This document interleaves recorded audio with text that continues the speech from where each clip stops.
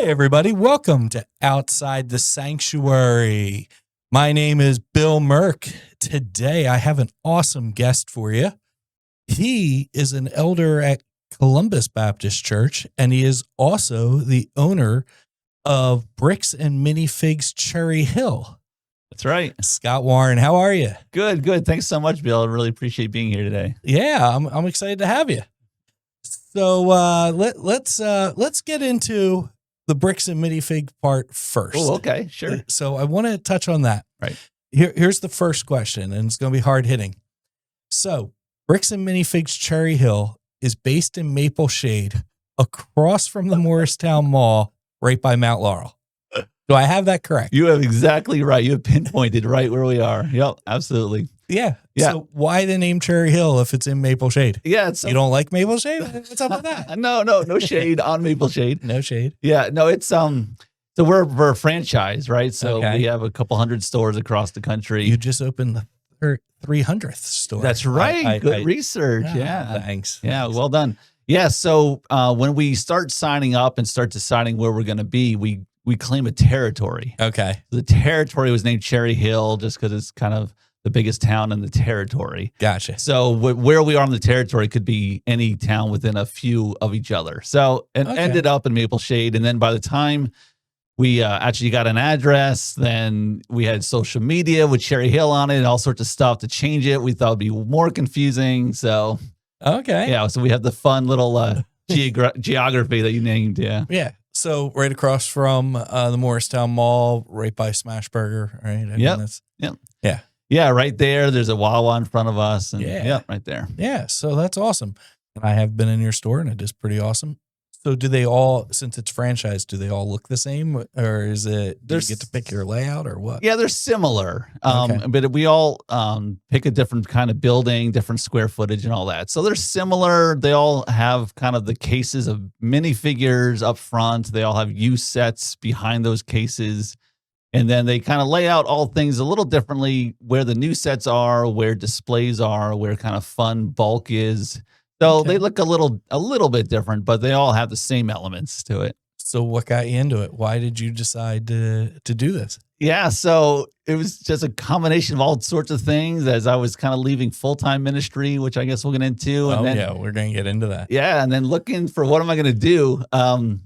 My son, I have 4 kids, and one of them is a just Lego maniac. So we would go to Lego conventions together. We travel around and see all these things. And I found some people at a convention selling, and I asked them, can you make a living doing this? And they said they were. So I just dug down that rabbit hole and started searching all different ways people sell Lego, and I found Bricks and Minifigs. And it's a successful franchise, people all around doing it. And we just dove in mostly because I wanted to do my own thing. And I wanted to be family oriented, a family business. And so my son and I kind of got it off the ground, and then the rest of my family's jumped in, and awesome. we've had fun. So where was the first Bricks and Minifig place that you saw?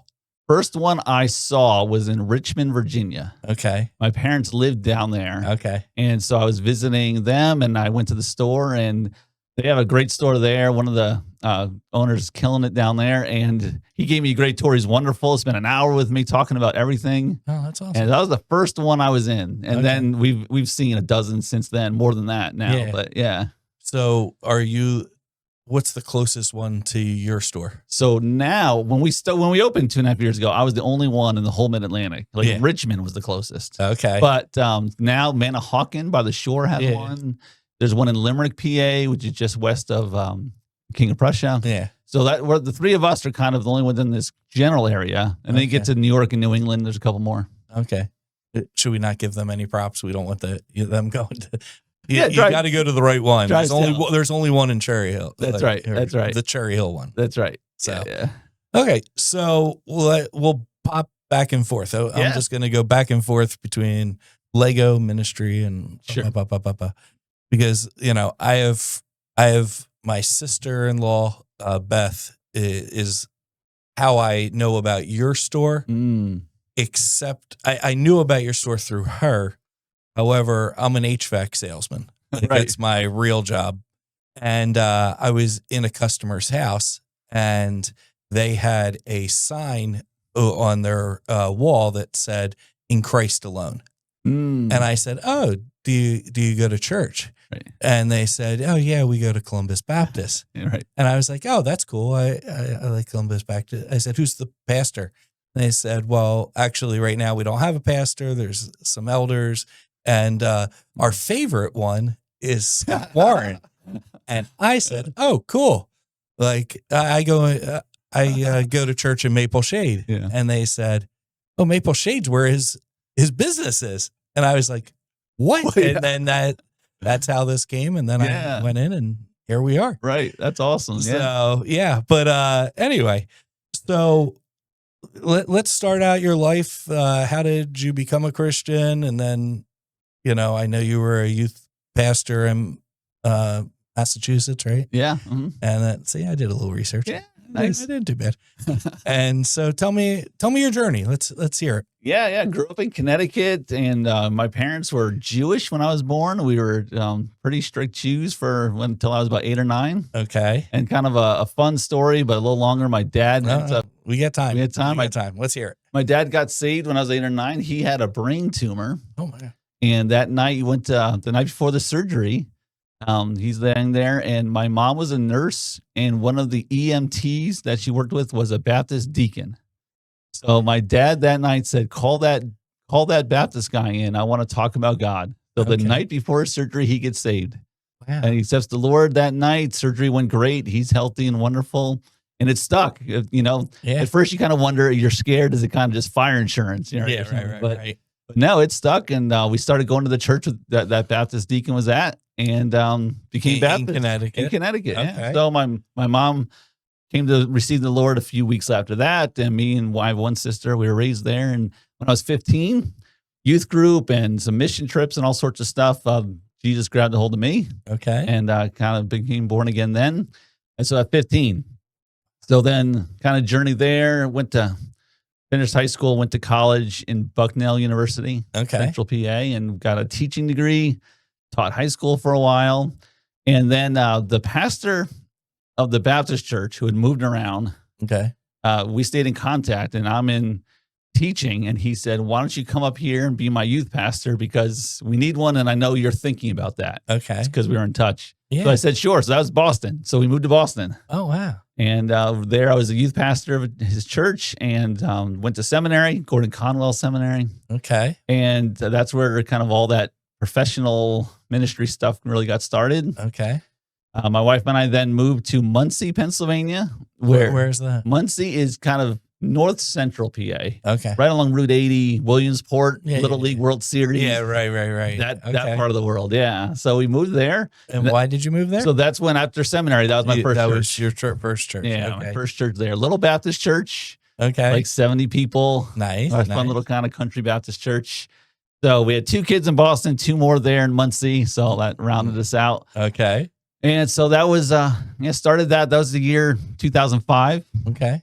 Nice. And so pastored there for 7 years, and then kind of kids were growing. Now you were the head pastor there. Head pastor and janitor and snow shoveler, and you did everything. Little country church, right? I was the only paid guy. Oh, nice. Right. So yeah, kind of whatever needed to happen. Absolutely. Yeah. That's cool. Yep. Ran youth group a little bit, did whatever ministry's going on. Wow. So, but we had a lot of fun, and great lively church, small group, but they loved each other and loved the Lord. And so it was a really fun time there. Oh, that's awesome. And then just kind of, the family grew, and it was a small place. And I was, where I grew up was a little more metropolitan and all that. So, lived in Boston a while. So we kind of were like, well, what else is out there? Right. Did some searching through the Baptist denomination, kind of looking for what other churches are open, what might happen. Yeah. And that led us to New Jersey. Okay. So First Baptist of Mount Holly hired me then in 2012 or so. Oh, wow. Yeah. So then I became the lead pastor there. They're a little bigger. I was the only pastor, but they had other staff and things like that. So, so went there and led that church, and wonderful time there. Great people there. And kind of as there 7 or 8 years, and then just kind of all the stuff happened of like, is this what I'm going to keep doing forever? Right. And what else should be there? Do you want to get into any of that now, or just sure? Let's keep going. All right. You're doing well. Yeah. So So that was 2000. Well, I ended. Do you there. want to take a drink? Yeah. Yeah, take a drink.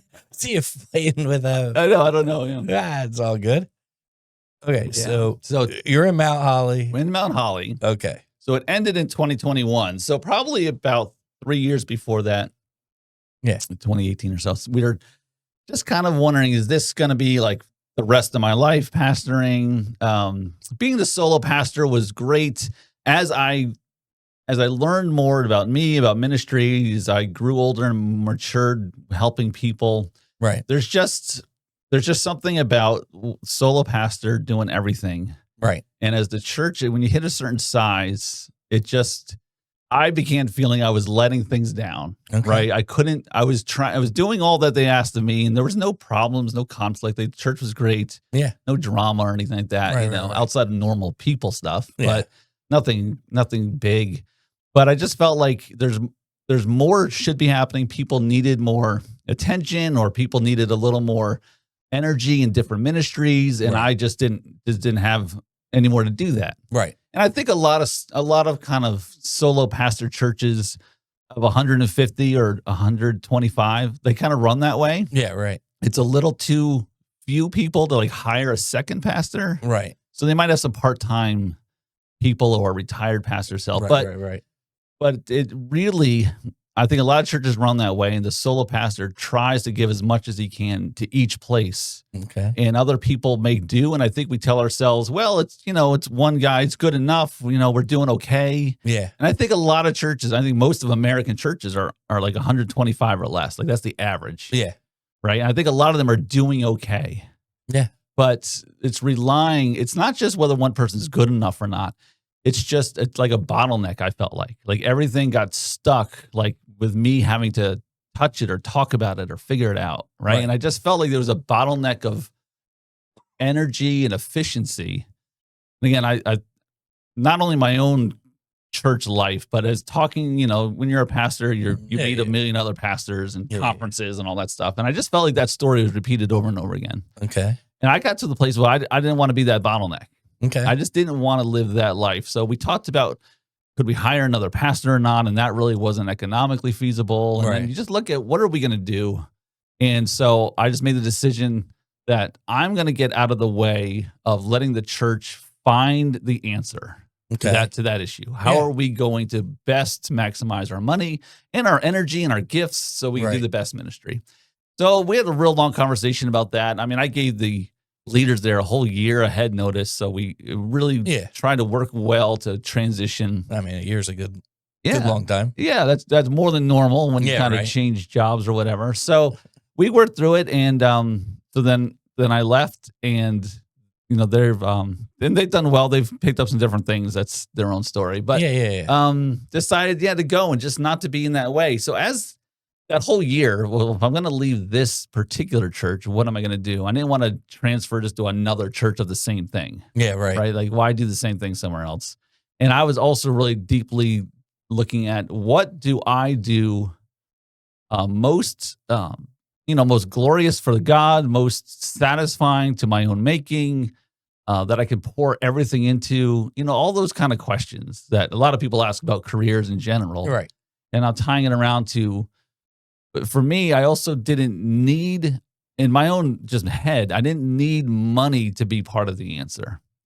So I was really trying to separate what's the best ministry I can do based on how God made me. Right. And answer that separately from, how am I going to pay my bills? Right. Right.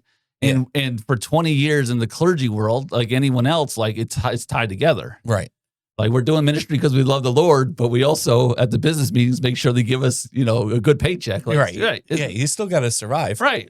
Feed our families and all those things. So I really wanted to separate that. Okay. For my own sake of like, who am I and what does the Lord want from me and what can I do for him best? So when I separated those ideas during that year of kind of thinking about the transition, it was really freeing. It felt great. It also just allowed me, I think, to dive into those areas separate and be brutally honest with myself. Okay. Right. And so with ministry, the answer came to teaching, helping people understand what the Bible's saying. Okay. That's where I find the greatest passion and joy. I find there's fruit there. I get feedback regularly of people just saying like, this is like, you seem to be right in your stride, right? When that stuff's happening, whether it's a sermon or a Bible study, wherever we're talking about the word of God, and I'm helping people understand what's this mean? What's this passage about? Okay. That's where everything was just like beautiful. Okay. Then at the other side, like what am I going to do to support my family and work? I basically came to the conclusion, I don't have any skills. Like I did, but like teaching and stuff. But like now I'm, at that point now I'm like 48 or whatever. I've been out of the teaching world. Like, if to get hired somewhere, I'm going to be at like the bottom of the pay scale. There weren't other real tangible like job things. I mean, I could apply. I worked with people. I preached. You could do HVAC sales. I mean, it's really not that hard. There you go. Sales is actually an option. You can kind of jump into sales anywhere. Yeah, right. But I mean, I'm not a salesman. I'm just not. I could have done. I'm not a very good one. So anyway, it's just, but so I was like, well, I have kind of solo church. You kind of run stuff, right? I dealt with finances. I did QuickBooks for the church for a while. I mean, so the finance world and kind of organizing and figuring out what you got to do today to make today work kind of made sense. Right. So then I was like, well, what kind of business could I run, or what kind of little store or something? Right. And so I was just trying to figure that out. And I'm thinking some little shop on a main street somewhere or just whatever.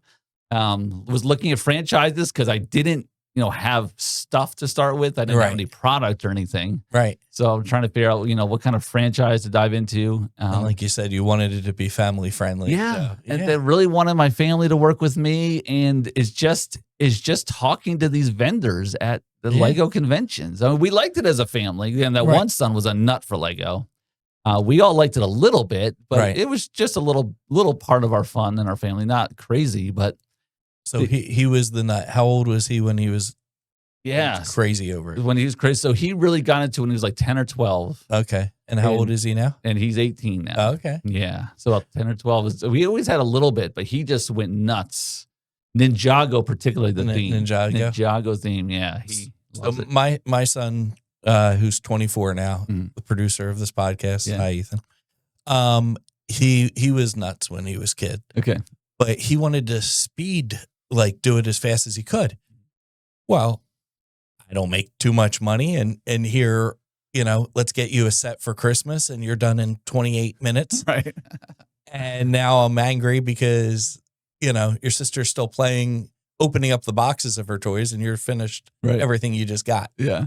And, because they can get pricey if you pick the right ones, and he always wanted the right ones. So, he's kind of fallen away, but he got into the Lego, the Wii games, and then, all that stuff. So, and then I would play Star Wars Lego with him. Nice. All of that. So, I still have Lego Jurassic World for the Switch. Oh, but anyway, I was playing it the other night. Yeah. Not great. But anyway, so then I as I'm working, and I find out like my sister-in-law is real big into it. And I mean, she introduced me to your store, and she's like rooms full of, and it's awesome. It's amazing what she has. But then I met another guy at work, and so I called him when I told him you were going to be on. And in the last 3 years, he spent over $300,000 on his set. Oh my gosh. Yeah. Yeah. And he says, it's about $100,000 a year. He usually puts towards it. And I've been there. I've seen the pictures. Like, he showed me pictures of his new ones. And I mean, he's got more minifigs than I've ever seen in my life. And it's just, he puts out a ton of money. And I told him he has to start putting that money towards you. That's right. Yeah. Come on now, get your stuff with us. Yeah. Right. So, wow.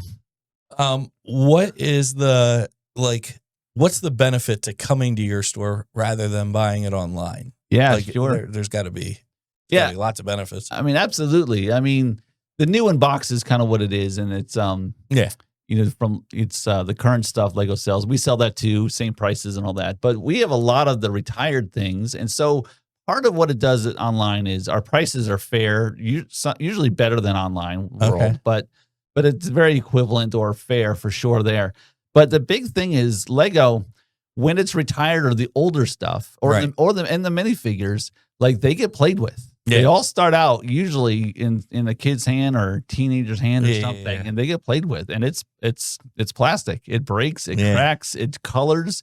You leave a set out in the sun in the window, it gets different colors. Yeah, right. So when you buy online, you're taking whatever words someone writes down there. Yeah. If it's something that's been opened, then they always say, "Oh, it's here," or "It's all there," or "It's 99% there." Yeah. Well, you're taking their word for it. And I have heard in our store, we hear every week sob stories where they bought something online and it wasn't what the person said it was. Right.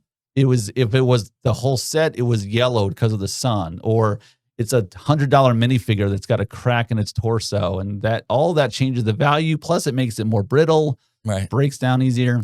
So at our store, what you do, you walk in, you see really old sets, you see thousands of minifigures, and you get to touch and handle everyone. You get to see it. You get to really examine, what am I buying? What's here? What am I going home with? The biggest thing is you're not taking a chance with, these things are hundreds and thousands of little pieces. Right. And every time you build one, a piece goes under the couch, right? And you're buying online and you're not getting the whole thing. Yeah. And so we get to offer you all of it. Plus you get to see them, maybe a set you've only seen online, like pictured. You get to see it built. We have all the time people come and says, "Oh, I've never seen that build. I didn't know how big it was. I didn't know what it really looked like." So who's actually building them for your store? Yeah. So we do a combination. Most of it is actually customer built. Is there? Yeah, we do buy, sell, trade. Right? People every day come in and trade some old stuff. Okay. Get something new. And when they do, we ask them to keep it built. They bring it in built. Okay. And that's the best way to bring it to our store. Because I can see it. We can assess what's really there. Again. Yeah, right. Is it yellow? Is it in good shape, bad shape? And we can really tell. So they bring it in built, and we just clean it up and make sure it's all right and fix it a little bit. And then we put it on our shelves. So most of the stuff came in from customers. Oh, wow. But probably like 75% of it is still like mostly built or broken down. The car, it shakes or whatever. So we're constantly fixing things.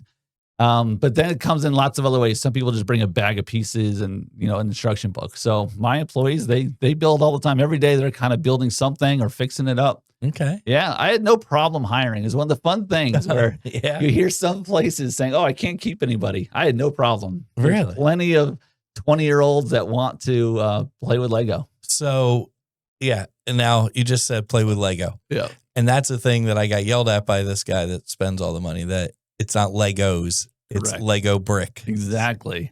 And I have to, I'm constantly, even in my notes, I was like, ask him about Legos.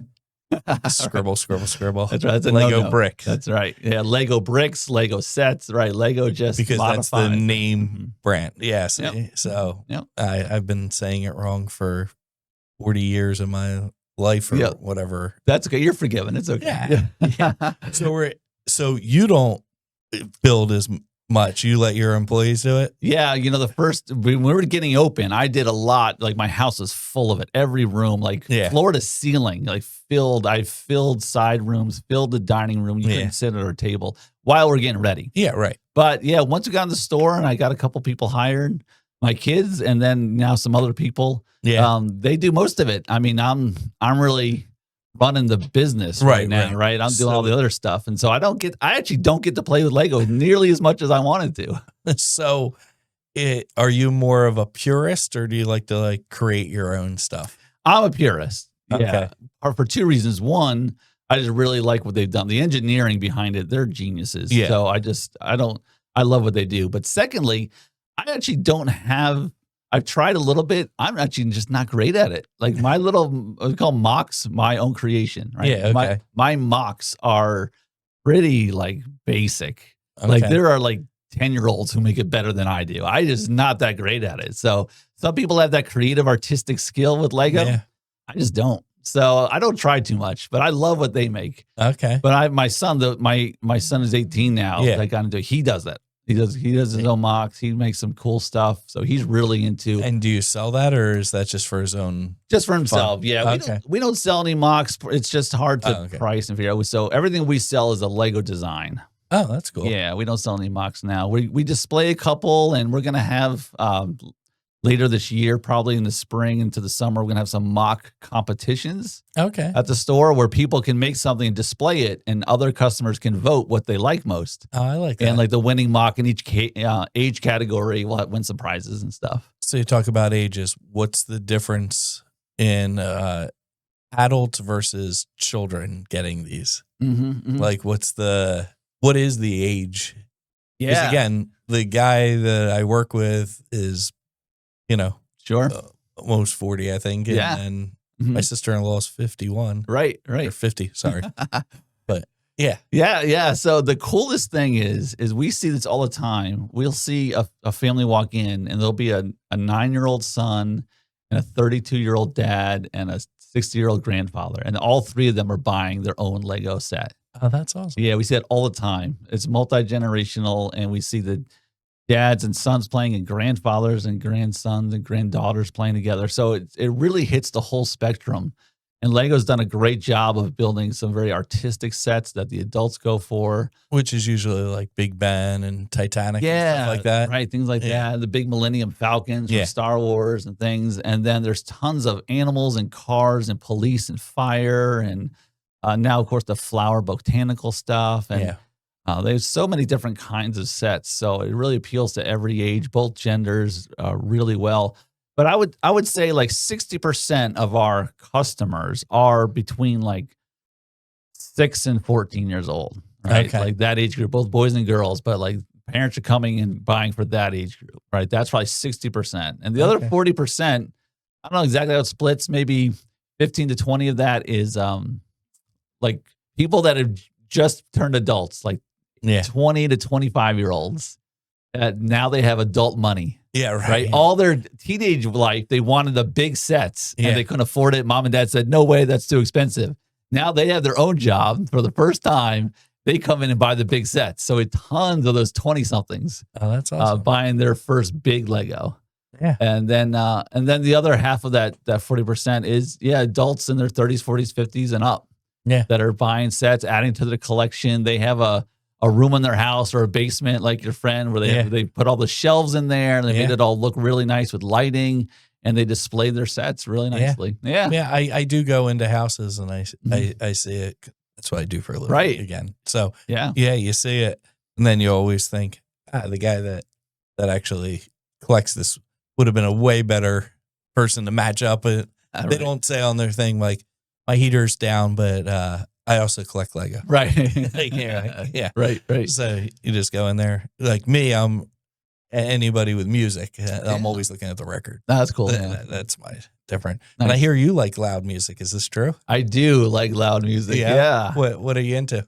So, I mean, my coming of age, right, 9th grade. Okay. Was when Appetite for Destruction came out. Okay. Guns N' Roses, right. So that was the year it came out, and Metallica Black Album was right around there. So those two. Yeah, 91. Yeah, those two were my coming of age. Well, I guess. Yeah. Black Album came out after. Appetite. Just after, right? Yeah.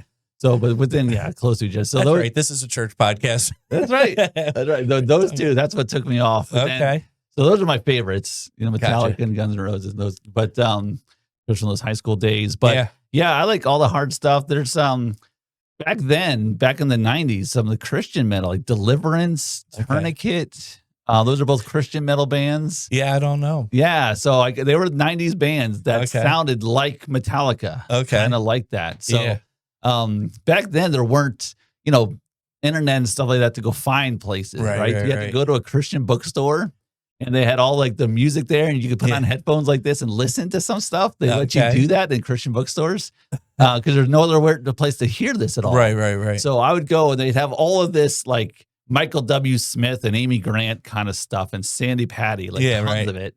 And then they have one little section of like, they call it rock. Yeah, right. Right. And that's where you found like these hard rock bands, but they're starting to come out then in the 90s. Right. And I'd go to the Christian bookstore and just sit there and listen to like almost the whole album, just standing there listening to it. That's awesome. And then would get it. So yeah, those are my favorite bands.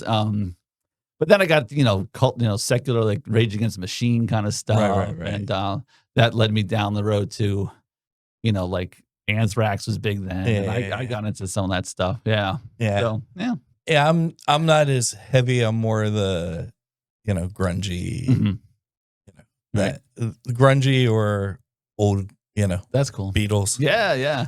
I'm big into that. But I mean, I listen to some heavy stuff. But when I went to the Christian bookstore back in the day, they had a list of here's the secular artist and here's what the Christian artist that sounds like that secular artist. Yeah. And you'd be like Smashing Pumpkins, and it would be like, oh yeah, they're like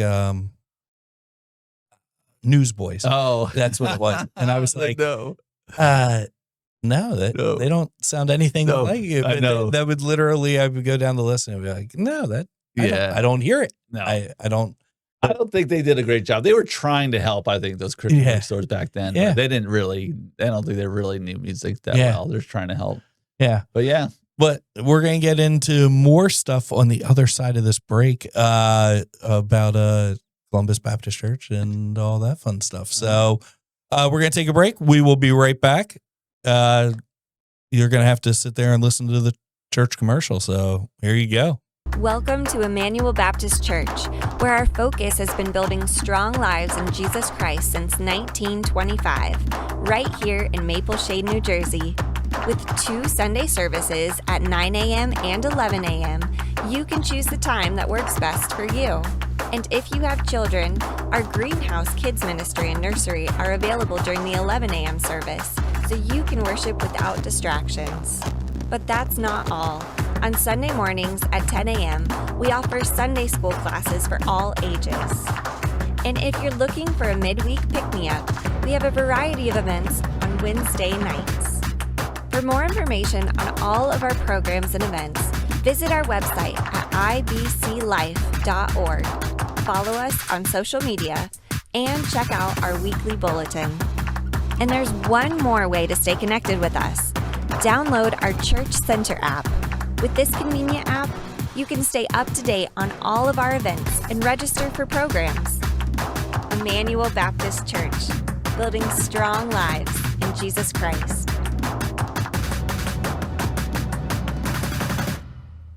Hi, everybody. Welcome back. I am here with Scott Warren. And if you haven't subscribed or liked any of the Outside the Sanctuary stuff, you're doing a bad job. If you haven't liked or subscribed to any of the Bricks and Minifigs Cherry Hill, you're doing a bad job. So I'm gonna sit here for about 3 seconds, and you're gonna do that. Okay, welcome back. That was your time to pause and then go do that. So because you guys have Facebook and Instagram, all that. Yeah, I know that because I follow you now. All right. So, thank you for following. Yeah, that's I have to. I'm just kidding. So let's get into Columbus Baptist. How did you find that? And then what exactly do you do there? I mean, I know you're an elder, but I'll let you tell it. That's great. Yeah. It's been super, it's been fun and great how it came together. So when I was at Mount Holly Baptist, right, full-time pastor there. So with the part of the American Baptist denomination, and Columbus Baptist, same denomination. So kind of sister churches. Over the last 100 years, they've done services together and trips together. So kind of a lot of sister church kind of feeling. And the pastor there, he retired, a 40-year pastor there, Pastor John Grove, wonderful, great man. And so I would fill in for him sometimes for a funeral or a wedding, or, we would share stuff if one was on vacation or things like that. Right. We'd help each other out over the years. And then once I left full-time ministry in 2021, then he would call me a lot to fill in or if he just missed a Sunday. So I kind of kept my feet in kind of preaching and pastoral stuff, kind of helping him or filling in when he was busy. Right. So the church there got to know me. I got to know them a little bit. It'd just be every now and then. Right. Once every couple months or something like that. But he was starting to wind down towards retirement. So it started becoming a little more. And then when he announced kind of his retirement date, and I was kind of not quite starting the store yet, getting ready for the store. Things were kind of all over the place. Yeah. And so the church elders asked me, could you preach more regularly once he retires while we're looking? Right. So that's kind of how it started. Okay. I was doing the store, but we open at 1:00 on Sundays on purpose. Right. So that my family and everybody can go to church. Nice. So I was free. So running the store and then kind of preaching 2 or 3 times a month once he retired. Okay. Yeah, for them. So how do you write your sermons while running a full-time business? Yeah, it's a lot of long days for a while. Okay. While we were getting ready in the first 6 months the store was open, I was at the store every hour it was open. Yeah, right. 7 days a week and into the evenings. So sermon writing, part of it, I've been doing it for 20 years. So, it's not quite as difficult, to find time to do it, and doesn't take quite as long. But it's like I kind of said in that process, it's my main passion, right? Talking about the word and helping explain it. So I would just do it when I got home. I'd do it, 9, 10, 11 o'clock at night. I'd write a little bit each night. Sometimes during the day, if I got to my office for an hour out of the storefront, do a little bit of reading, then just kind of fit it in. Right. Just kind of fit it in. Honestly, those first few months, I did a lot of Saturday writing for Sunday morning. Yeah. Okay. Just as when that's kind of just, kind of had time for that, but just fit it in when it could. Okay. Now, so you preach 3 times a month now? Yeah, that's where we're at now. Yep. Do you also teach Sunday school occasionally too? I do. Yeah. Yep. Yeah. Wow. So what happened with that? So you don't like to be busy. Right. You just laying back, doing nothing. Yeah. Don't, yeah. It's hard to not be thinking about something, especially with writing or crafting a talk, right? Crafting a sermon. It's not really, when I am just in the evenings, in our living room, I could just be thinking about it or, read a passage and just be thinking about it. And so stuff kind of comes and as I do it. So, but I don't like to kind of just mindlessly, I don't doom scroll. Yeah, right. Stuff like that, right? Nah. So, no, that's not fun. Yeah. I mean, every now and then, but usually find some other way to be thinking about something. But I mean, it's way more productive what you're doing. I guess. But honestly, I think everyone finds this, right? When you are doing the sweet spot of how God made you. Right. I mean, one, it's not exhausting. It's not a chore. Right. So when I'm up even, late at night and I'm writing a sermon, it's not like, oh, I have to finish this. Like, I love it. Yeah. Right. Right. I love that part of ministry. And when we all have that place, whether it's something formal in ministry or whether you're the kind of person that, just can love others just naturally so well. So you're serving somebody, you're taking care of them, and it might be costing you money. It might be taking time out of your day, but you don't regret it. You love it. Yeah. It's life-giving.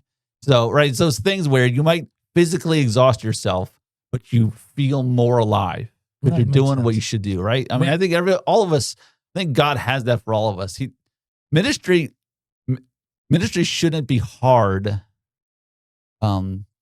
Because the work's hard. Right.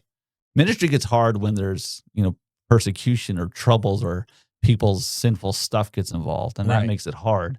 But the actual work is what we were made to do. It should be natural. It should fit, right? And sometimes we all do things that we do because we fill a hole, but it's not really for us. Right. That's kind of what I was doing, the full-time thing. I was filling a lot of holes that needed to get done, but it wasn't me. Right. So anyway, so working at the store all those hours and then come home and write in between and just love it. So I was just preaching, just filling in the pulpit. They were looking for a pastor. Okay. And as we kept talking, we developed, we're starting to talk about how can we train up leaders. Okay. So it kind of melded with the story of why there is no full-time pastor there. So I don't know how much you want to, or direction you want to go with that. This is fun. Okay. Yeah. So I'm interested. All right. Yeah. So they were looking. And they have to listen. They can't turn it off. You have to keep going now. Yeah. Now they're hooked. Edge of their seats, I'm sure. I hope. Oh, Yeah, they were looking for a full-time pastor. The traditional normal route. You have the elders and some other people in the church had a pulpit committee, and they were interviewing people and reading resumes, all that kind of normal stuff. They interviewed several people. I actually sat in on a few of the interviews. Okay. So I wasn't officially an elder. I was just kind of the guest preacher for 6 or 9 months of that, even something like that. So, but they let me sit in and stuff and listen to people and read resumes, and I was almost like a consultant. For them to find their next pastor. Okay. It's kind of how it was set up. And as they kept looking and different people came through and some really wonderful people, but no one that really fit, as churches find their fit, right? No one that kind of fit. One guy they were really interested in, he backed out and said he didn't want to move. Okay. So he said no. And then the church kind of said no thank you to a couple people. So just no one came around, and I kept doing my 3 times a month. Okay. And one of the other elders who's there does the 4th Sunday. Okay. And if there's a 5th Sunday, we kind of have a younger guy kind of learning. And so he's doing the 5th Sunday. Oh, that's nice. That happens a couple times a year. So we were just in that pattern. And as we kept talking, the kind of group consensus came to be, maybe we don't need to hire somebody. Okay. Right. There's 6 elders. And so then I became one. So with me, there was 6 of us. And we just kind of, what does the church need? What ministry opportunities are there? What are the needs of the congregation? Right. And the 6 of us covered everything. So how many people attendees do you normally have? Yeah, it's usually about 125 to 140, something like that. It's kind of the regulars. And you do one Sunday morning service? Correct. Do you do any Wednesdays or any of those things, or not as a whole church service? There's small groups all throughout the week. Yeah, youth group and small groups all throughout the week. Okay. So there are usually 2 Sunday morning Sunday school classes. Okay. And then the one service. Oh, that's awesome. Yeah. So between kind of visiting, caring for people, counseling kind of needs, there's 1 or 2 guys that kind of, that's kind of their thing. Their role. And so they take care of that. Kind of checking with new people and really with visitors and taking care of those. There's one guy that kind of super hospitable. That's his thing. Someone else, the other guy that actually preaches the 4th Sunday is very smart and academic, and he checks out the Bible studies, helps Bible study leaders find material, things like that. So it was all kind of working. The big hole we found, podcast. It's a podcast. We need a podcast. We actually, it'd be great. But well, here you go. They can all jump on ours. Just come, just watch ours. I love it. The big hole was kind of the staff. There's a few people and some volunteers, but like the youth group leaders, and there's the nursery and children's leaders, right? There's kind of a women's and men's ministry for events. And so the person to kind of coach them, lead them, kind of that kind of role. Yeah. Which again, the paid full-time pastor usually also runs the staff, right? The secretary, just all the staff stuff. Right. So that was kind of a hole though. Like we all kind of helped, but that was a hole. So we filled that by designing this thing where one of the guys who's retired, one of the elders retired, he can kind of come around and be around the office. Okay. He's retired. Yeah. So he comes in throughout the week and he'll just check on kind of the ground. The running. Then the secretary and treasurer and the janitorial people, like he just makes sure all the building's being run well and stuff like that. And then the other was kind of how to coach in ministry. Okay. These different ministry leaders, not so much the building and logistics, right? Right. So, but then again, as a full-time guy, that's what I had done for all those years. Yeah. So what we developed was the Sunday school I teach is geared towards leaders. Okay. So not only the staff, but anyone that runs a Bible study. Okay. So like lots of regular kind of congregants that have their home Bible study or something. Right, so that anyone that's part of that or wants to be part of it, or maybe one day, so it's really for those that want to learn more in order themselves to pass on their discipleship and teaching. Oh, that's awesome. So that's where the Sunday school class was developed to help people learn the Bible but learn it to teach it again. Gotcha. Right. Yeah. And then, And so with that, though, the staff is part of it. They have to be. Okay. Yeah, right? makes sense. Right. And so I would also then touch base with the ministry leading staff, right? The other elder would do, secretary and building. And then the youth group leader, the nursery worker, the men's and women's leaders, I touch base with them. Okay. Just in Sunday school, but then one-on-one, we would just set up little appointments. So nice. Yeah, that's just kind of when we find time. No, that's awesome. Kind of meet and connect. So that's where the class started. And so there's a lot more people than just the staff, because there's a lot of people that, mature in their faith and deeper and want to be able to help others learn. And so that's where the class developed. So it's actually kind of almost scholarly. Like, we actually set up topics, and there's like 4 semesters. Oh, wow. And so there's 4 semesters of classes, and then to graduate, we don't really use it that official, but to be an approved leader for our church, you have to have finished the 4 classes. Oh, wow. And then we're going to rotate them. So we're actually in the 4th one starting next week, actually. Oh, that's and then cool. That'll be the first time Which of the was a couple weeks ago, because this comes out. Oh, yeah. So while you're listening to this for the first time, right? Yeah. We'll be in our final of the 4 classes. Oh, wow. Yeah. So as far as, that's what you teach in Sunday school. Yeah. What about church? Are you more verse by verse kind of guy? Do you go through like, hey, we're studying this, or are you more topical, or do you bounce back and forth? What's your style of preaching? Yeah, definitely bounce around. Everything is exegetical, right? That's the key word, where the text decides what's the main point, what's going to be said, what is the meaning. The text decides that, and so I want to explain the text. Okay, right. So exegetical.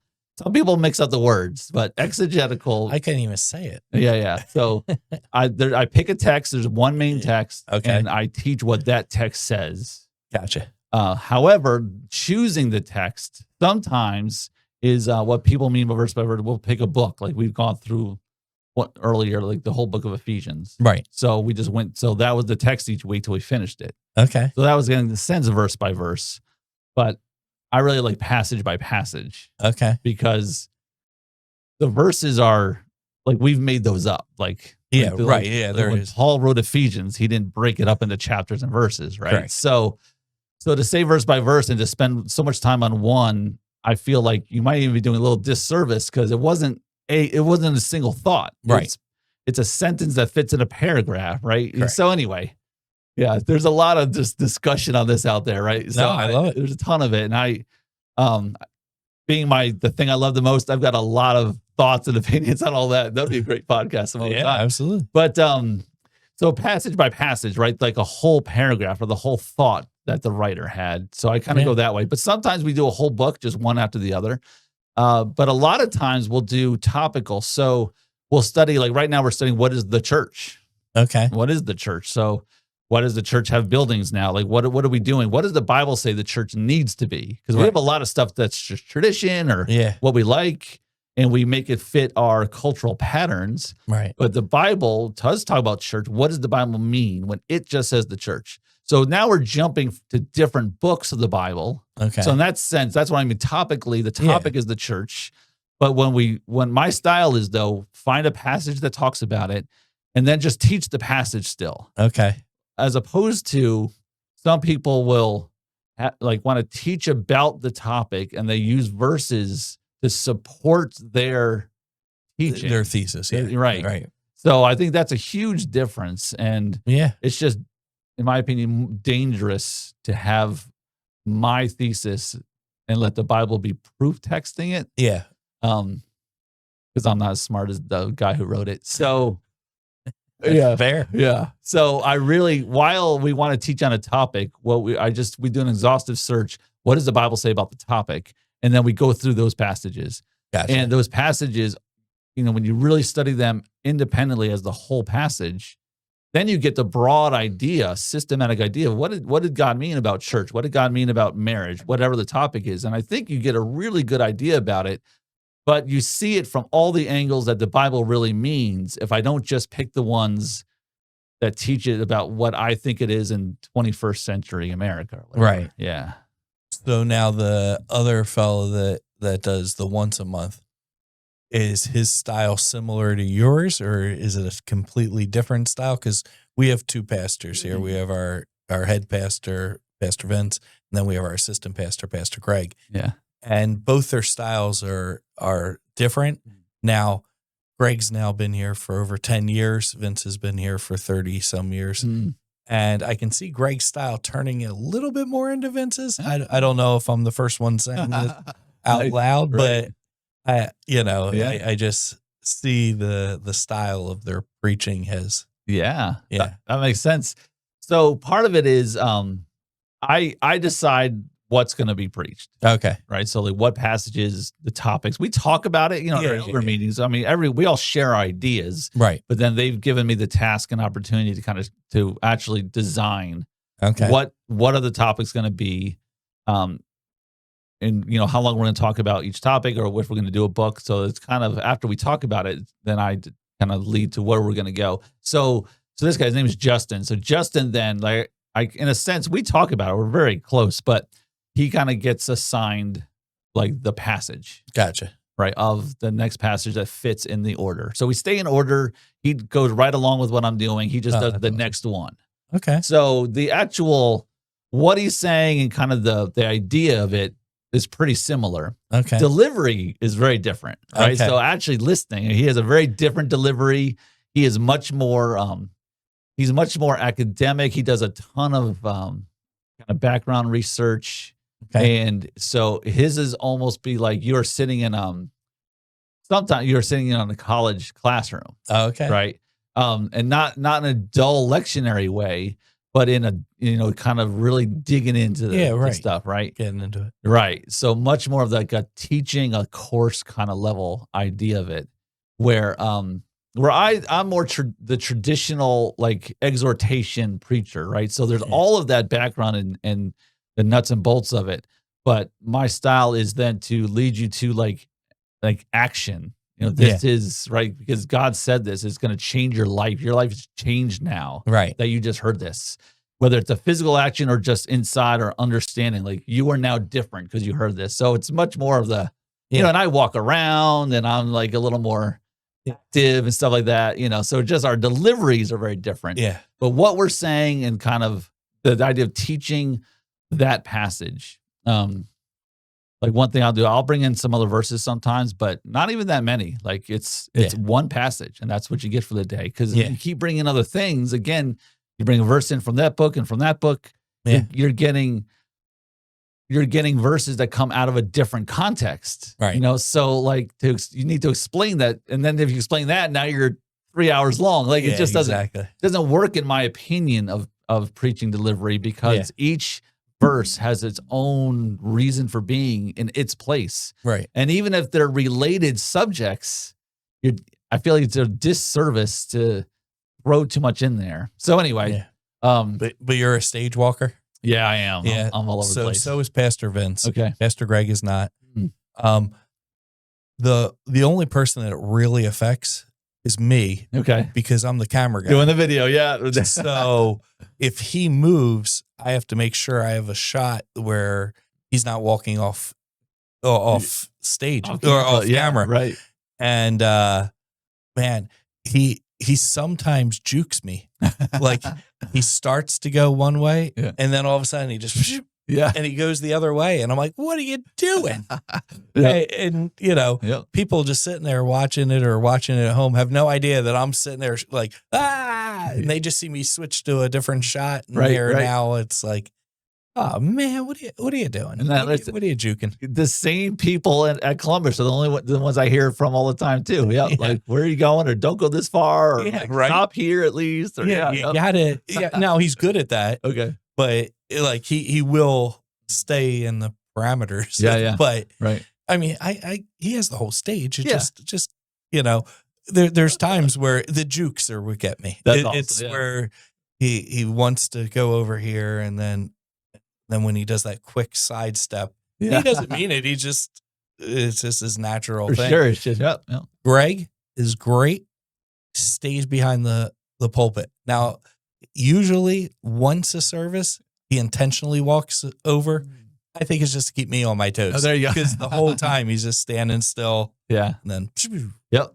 It's Yeah. just the one. Justin does the same thing. He's behind the pulpit the whole time. Yeah. So I'm rarely behind the pulpit. My thing too is, it's a stage, so it's a few feet off the regular floor, right? When I really get into it and I'm getting to like the main point, I get to the edge. And often my toes are like hanging over the edge. And so people, my family especially, are like, you're gonna fall. Like they get nervous because I'm like right off. But not yet. Not yet. So not yet. Yeah. Well, we can only hope. We can only right. It'll be on one of those clips online where watch him fall. That's right. One of those fall videos. Yeah. I love watching the church ones where like the drum cage like collapses. Yeah.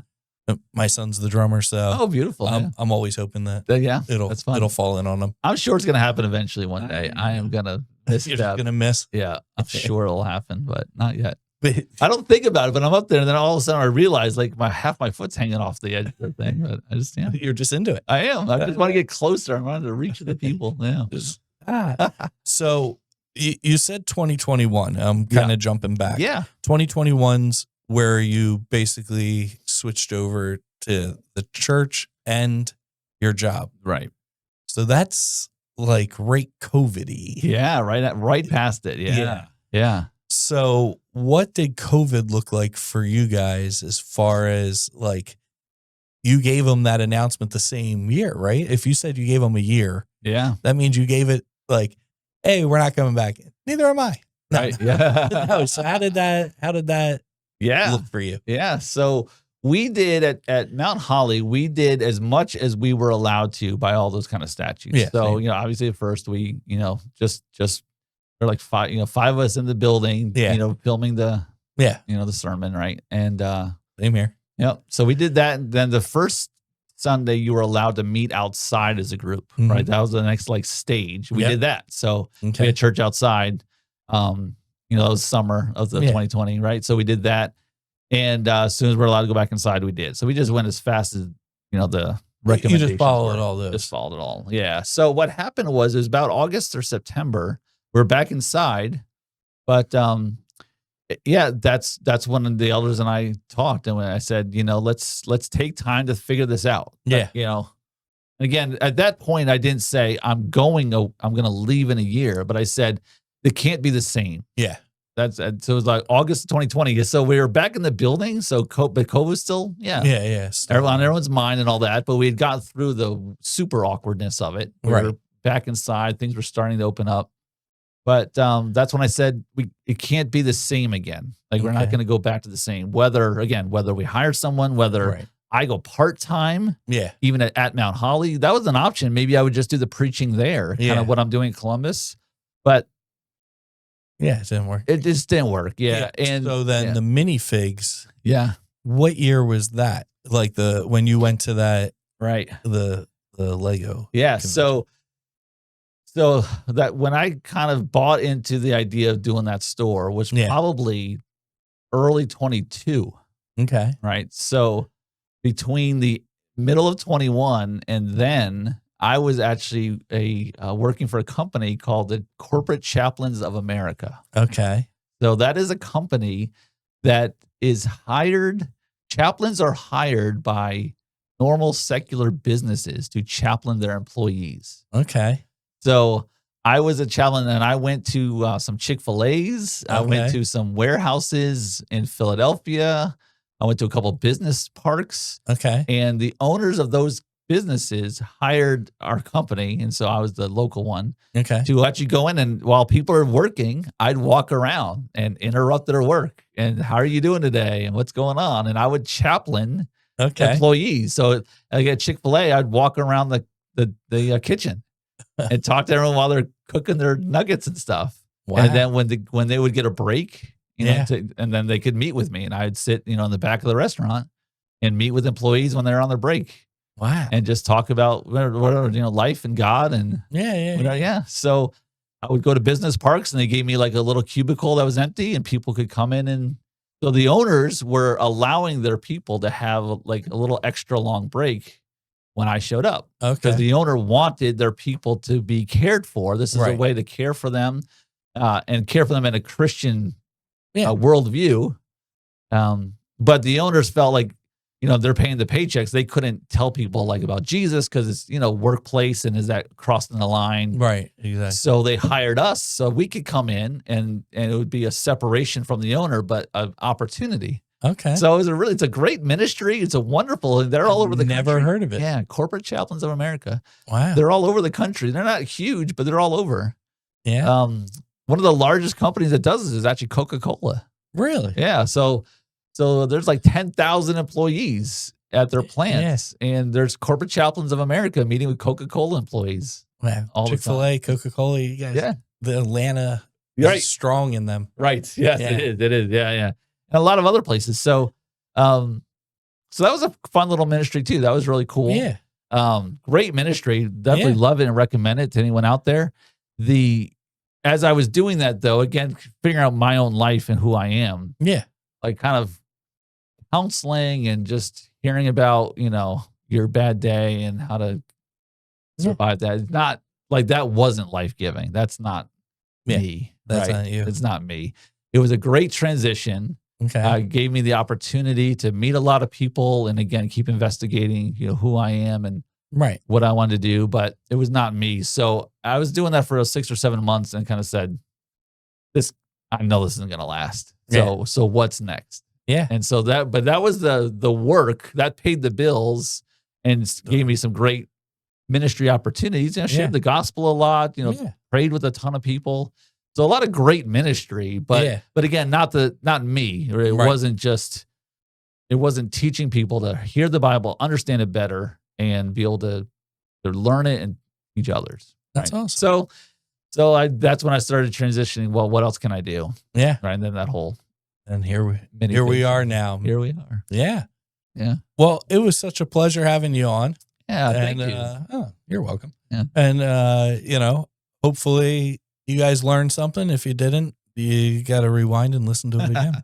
So thank you so much. You want any final words? You want to throw it out there? Like, go to Emmanuel, go to Columbus. No. No, just right. I mean, just love the Lord, and there's all the different ways to do it, right? And just be who God made you to be. Love Him and give Him everything you've got. And when that happens, it is always for the best. Like God doesn't make life miserable, right? God makes life better and worthy and all that. So just follow Him with your whole heart, whether that leads to Lego minifigures or something else. But follow God with your whole heart, and it'll be the life you're supposed to live. Perfect. On that note, we will see you next time, or I will see you next time. Thank you, everybody. Have a great day.